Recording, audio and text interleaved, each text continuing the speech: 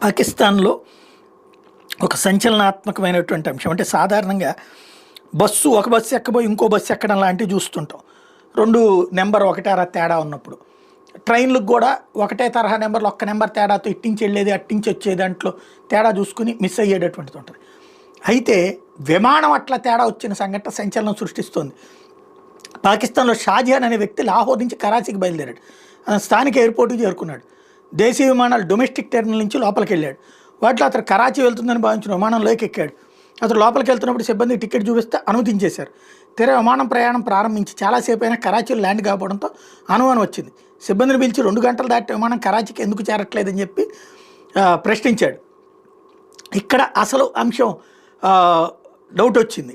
ఏంటయ్యా అంటే కరాచీలో సిబ్బందిని పిలిచి అడిగితే కరాచీకి కంగు తిన్నటువంటి సిబ్బంది అసలు నీ టికెట్ ఏదన్నారు. వాళ్ళు చేరుకుని ప్రయాణికుడు